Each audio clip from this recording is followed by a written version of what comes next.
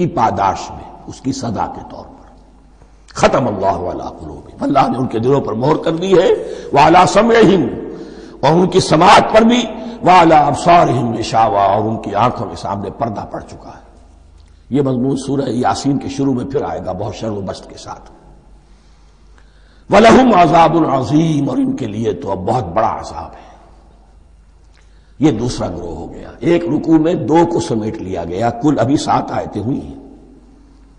ایک وہ گروہ جس نے قرآن مجید کی دعوت سے صحیح صحیح استفادہ کیا، ان میں طلب ہدایت کا مادہ موجود تھا، ان کی فطرتیں سلیم تھیں، ان کے سامنے دعوت آئی، قبول کی، اور قرآن کے بتائے ہوئے راستے پر چلے۔ وہ گلے سرسبد ہیں، وہ شجرہ قرآنی کے نہایت مبارک اور مقدس وہ اس کے پھل ہیں۔ ایک گروہ وہ ہے جس نے حق کو پہچانا لیکن اس کو رد کر دیا اپنے تعصب یا ہٹ درمی کی وجہ سے۔ ان کا ذکر آ گیا بہت اختصار کے ساتھ، اس لیے کہ ان کا ذکر آپ کو بہت تفصیل سے مکی صورتوں میں ملے گا۔ اب آیا تیسرا گروہ، وَمِنَ النَّاسِ، اور لوگوں میں کچھ ایسے بھی ہیں، مَن يَقُولُ آمَنَّا بِاللَّهِ وَبِالْيَوْمِ الْآخِرِ وَمَا هُم بِمُؤْمِنِينَ، جو کہتے تو یہ ہے کہ ہم ایمان رکھتے ہیں اللہ پر بھی اور یوم آخر پر بھی، مگر وہ حقیقت میں مومن نہیں ہے۔ یہاں ایک بات سمجھ لیجئے، اکثر و بیشتر مفسرین نے اس تیسری کیٹیگری کے بارے میں یہی رائے قائم کی ہے کہ یہ منافقین مذکور ہیں یہاں، اگرچہ لفظ منافق یا لفظ نفاق نہیں آیا یہاں، لیکن مولانا امیر احسن اصلاحی صاحب نے ایک رائے ظاہر کی ہے جو بڑی قیمتی ہے، وہ یہ کہ یہاں ایک کردار کا نقشہ کھینچ دیا گیا ہے۔ غور کرنے والے غور کر لیں، دیکھ لیں، جس پر بھی وہ چسپاں ہو جائے۔ اور بالفعل جب یہ آیات نازل ہو رہی تھیں تو دو طبقات پر یہ کردار نگاری جو ہے، یہ جو شخصیت کا ہیولہ کھینچا جا رہا ہے، وہ دو کے اوپر راست آ رہا تھا۔ ایک علماء یہود، وہ بھی کہتے تھے کہ ٹھیک ہے محمد جو کہہ رہے ہیں، ہم بھی اللہ کو مانتے ہیں، آخرت کو بھی مانتے ہیں، اسی لیے یہاں رسالت کا ذکر نہیں ہے۔ بھئی ہم محمد ہی کو نہیں مانتے نا صلی اللہ علیہ وسلم، باقی اگر 1.25 لاکھ نبی آئے ہیں تو باقی 1.25 لاکھ کو تو ہم مانتے ہیں، ایک محمد کو نہیں مانا، ایک عیسیٰ کو نہیں مانا، بس تو ہمیں بھی مانا جانا چاہیے کہ ہم بھی مسلمان ہیں۔ ایک یہ ان کی رائے ہے، اور واقعہ یہ ہے کہ یہاں اس طریقے کا تذکرہ ہو رہا ہے کہ جس سے ان کا کردار بھی جھلک رہا ہے، روح سخن ان کی طرف جا رہا ہے۔ مجھے یاد ہے اپنی 10ویں جماعت کے زمانے میں دہلی میں نے دیکھا تھا کہ ناٹ سرکس، وہاں کا ایک بڑی مارکیٹ ہوتی تھی، تو جوتے کی ایک دکان پہ بہت بڑا جوتا لٹکایا ہوا تھا، بہت بڑا، اور لکھا تھا free to home it fits, جس کے پاؤں میں یہ ٹھیک ٹھیک آ جائے وہ لے جائے اس کو۔ تو یہ free to home it fits ہے، ایک کردار ہے، اب یہ کردار جس کے اوپر بھی فٹ بیٹھ جائے، ان میں یقیناً زیادہ تو غلبہ یہی ہے جو مفسرین کی رائے ہے، منافقین کا معاملہ جو ہو رہا ہے، لیکن یہ کردار بعین نہیں فٹ بیٹھ رہا ہے یہود کے علماء پر۔ اور یہ بھی نوٹ کر لیجئے کہ جو مدینہ منورہ میں نفاق کا جو پودا پروان چڑھا ہے، بلکہ پودا نہیں کہنا چاہیے، جھاڑ جھکاڑ جو پروان چڑھا ہے، وہ یہودیوں کے زیر اثر، جیسے جنگل کے اندر بڑے بڑے درخت بھی ہوتے ہیں اور اندر جو ہے نیچے جھاڑیاں بھی ہوتی ہیں، تو یہ نفاق کا جھاڑ جھکاڑ جو ہے وہ یہودی علماء کا جو پودا تھا اور بہت بڑا تھا، اس میں کوئی شک نہیں، اس کے سائے میں پروان چڑھا ہے۔ ان دونوں میں معنوی ربط بھی ہے۔ وَمِنَ النَّاسِ مَن يَقُولُ آمَنَّا بِاللَّهِ وَبِالْيَوْمِ الْآخِرِ وَمَا هُم بِمُؤْمِنِينَ، اور لوگوں میں سے کچھ ایسے بھی ہیں جو کہتے تو یہ ہے کہ ہم ایمان رکھتے ہیں اللہ پر اور یوم آخر پر، لیکن وہ مومن نہیں ہیں۔ يُخَادِعُونَ اللَّهَ وَالَّذِينَ آمَنُوا وَمَا يَخْدَعُونَ إِلَّا أَنفُسَهُمْ، وہ دھوکہ دینے کی کوشش کر رہے ہیں اللہ کو اور اہل ایمان کو۔ دیکھیں یخادعون جو ہے یہ باب مفعلہ ہے، باب مفعلہ میں کشمکش ہوتی ہے، کشاکش ہوتی ہے، لہذا ترجمہ میں نے کیا کوشش کر رہے ہیں۔ وما یخدعون الا انفسهم، یہ ثلاثی مجرد میں آ گیا، اور نہیں دھوکہ دے رہے مگر صرف اپنے آپ کو۔ یہ یقینی ہے اپنے آپ کو تو دھوکہ دے رہے ہو، لیکن یہ کہ اللہ اس کے رسول کو اور اللہ اور اہل ایمان کو دھوکہ نہیں دے سکتے۔ سورہ نساء کی آیت نمبر 142 میں یہ کھل کر منافقین کے بارے میں یہی الفاظ آئے ہیں ان المنافقین یخادعون اللہ وہو خادعہم، یقیناً منافقین جو ہے وہ اللہ کو دھوکہ دینے کی کوشش کر رہے ہیں اور اللہ انہیں دھوکہ دے رہا ہے۔ فی قلوبہم مرض، ایک لفظ اور رہ گیا، وما یشعرون، انہیں اس کا شعور نہیں ہے۔ یہ بہت اچھی طرح نوٹ کر لیجئے، منافقین کی بھی اکثریت وہ تھی جنہیں اپنے نفاق کا شعور نہیں تھا، وہ اپنے تئیں سمجھتے تھے اپنے آپ کو مسلمان، وہ کہتے تھے یہ بے وقوف لوگ ہیں، محمد رسول اللہ کے بارے میں کہتے تھے یہ خام خواہ جو ہے انہوں نے لڑائی بھڑائی مول لے لی ہے اہل مکہ کے ساتھ، کیا ضرورت ہے، امن کے ساتھ جو ہے بات کرنی چاہیے۔ وہ سمجھتے تھے کہ ہم خیر خواہ ہیں، ہم بھلی بات کہہ رہے ہیں، یہ بے وقوف لوگ ہیں، دیکھتے نہیں کہ کس سے ٹکرا رہے ہیں، ہاتھ میں اسلحہ نہیں ہے اور لڑائی کے لیے جا رہے ہیں، تو بے وقوف تو یہ ہے۔ لیکن وہ سمجھتے تھے کہ ہم تو بڑے مخلص ہیں، ہم مسلح ہیں، تو ما یشعرون بہت ضروری ہے۔ بعض لوگ منافق ایسے بھی تھے کہ جو اسلام میں داخل ہی ہوتے تھے دھوکہ دینے کی خاطر، اور ان پہ پہلے دن سے واضح ہوتا تھا کہ ہم مسلمان نہیں ہیں، ہم نے اسلام کا لبادہ اوڑھا ہے صرف دھوکے کے لیے۔ اس کا ایک ذکر سورہ آل عمران میں آئے گا، لیکن اکثر و بیشتر منافقین دوسری طرح کے تھے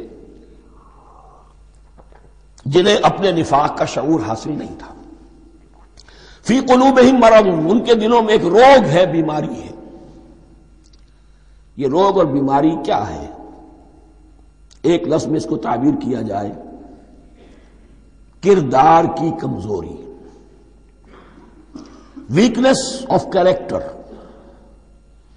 ایک شخص وہ ہوتا ہے کہ جو سمجھتا ہے یہ حق ہے، ہر سے بعد آباد، اب جو ہو سو ہو۔ ایک حق کو حق پہچان کر رد کر دیتا ہے، وہ کافر ہو گیا۔ ایک حق کو حق پہچان کر آیا تو صحیح، لیکن ویکنس آف کیریکٹر کی وجہ سے قوت ارادی کمزور ہے، آخرت بھی چاہتے ہیں، دنیا کو بھی ہاتھ سے دینے کو تیار نہیں، یہاں کا بھی کوئی نقصان نہ ہو اور آخرت کا بھی سارا بھلا ہمیں مل جائے۔ یہ وہ لوگ ہیں در حقیقت کہ اس کو کہا روگ۔ فی قلوبہم مرض فزادہم اللہ مرضا، تو اللہ نے ان کے مرض میں اضافہ کر دیا۔ یہ اللہ کی سنت ہے، آپ حق پر چلنا چاہیں حق کا راستہ آپ کے لیے آسان کر دے گا، آپ برائی کی طرف جانا چاہیں بڑی سے بڑی برائی آپ کے لیے ہلکی ہوتی چلی جائے گی، کوئی خاص بات ہی نہیں، چلو یہ بھی کر گزرو، جب یہ کر لیا تو یہ بھی کر گزرو۔ اور اگر آپ بین بین لٹکنا چاہیں تو اللہ اسی پہ چھوڑ دیتا ہے۔ ٹھیک ہے، آپ سمجھتے ہیں ہم کامیاب ہو رہے ہیں، ہم نے مسلمانوں کو بھی دھوکہ دے لیا، وہ ہمیں مسلمان سمجھتے ہیں، اور یہودیوں کو بھی دھوکہ دے لیا، وہ سمجھتے ہیں کہ ہم ان کے ساتھی ہیں، تو سمجھا کامیاب ہو رہے ہیں، حقیقت میں کامیابی نہیں۔ فی قلوبہم مرض فزادہم اللہ مرضا ولہم عذاب علیم بما کانوا یکذبون، اور ان کے لیے تو دردناک عذاب ہے۔ عذاب عظیم کا لفظ آیا تھا اوپر کفار کے لیے، وَلَهُمْ عَذَابٌ عَظِيمٌ، 7ویں آیت ختم ہوئی، اور عذاب علیم کا لفظ آیا یہاں، ان کے لیے دردناک المناک عذاب ہے، بما کانوا یکذبون، بسبب اس جھوٹ کے جو وہ بول رہے تھے۔ وَإِذَا قِيلَ لَهُمْ لَا تُفْسِدُوا فِي الْأَرْضِ، اور جب ان سے کہا جاتا تھا مت فساد کرو زمین میں، مراد کیا ہے اس سے؟